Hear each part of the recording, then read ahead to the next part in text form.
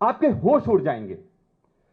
सोचिए, जो 90% बहुजन समाज है, एससी, एसटी, ओबीसी, मतलब दलित, आदिवासी और पिछड़ा वर्ग, अगर उसी को एजुकेशन सिस्टम में 12% से ज्यादा नहीं मिल रहा है तो यह कैसा न्याय है? क्या यह समानता है? मतलब जो इस देश में 90% हैं बहुजन समाज, आज उच्च शिक्षा संस्थानों में उन्हें सिर्फ 12% जगह मिल रही है। तो यह लोकतंत्र की सबसे बड़ी विडंबना है।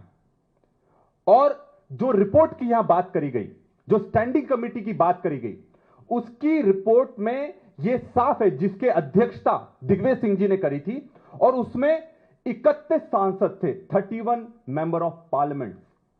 और उन्होंने जब, और हर पार्टी का वर्ग का व्यक्ति उसमें था, उन्होंने यह जब रिपोर्ट साझा करी जिसमें कहा गया कि उच्च शिक्षक संस्थानों में, प्राइवेट हायर एजुकेशन में आदिवासी को सिर्फ 0.5%, मतलब 0.5% जगह मिली गई पूरे देश में, दलित को 0.8% पूरे देश में, और पिछड़े वर्ग को 11%, मतलब 12% में आपने देश के 90% लोगों का प्रतिनिधित्व खत्म कर दिया।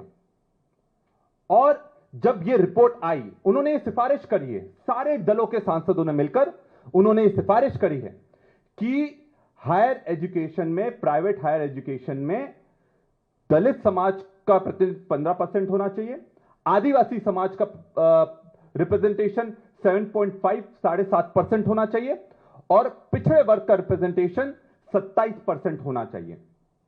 तब जाकर हम न्याय दे सकते हैं। और यह जो संविधान में संशोधन हुआ था, 15(5) का संशोधन, यह सबसे क्रांतिकारी संशोधन हुआ था। किसने करा था? कांग्रेस की यूपीए सरकार ने करा था, मनमोहन सिंह जी की सरकार ने करा था। और जब वो ये लेकर आए थे, उन्होंने समानता के अधिकार को ध्यान में रखते हुए यह संविधान में संशोधन करा, और प्राइवेट इंस्टीट्यूशंस में, एजुकेशन इंस्टीट्यूशंस में आदिवासी, दलित और पिछड़े वर्ग को 27%, 15% और 7.5% का आरक्षण देने की सिफारिश करी थी, और यह संविधान का एक हिस्सा है। पर क्या कारण है कि 11 साल हो गए?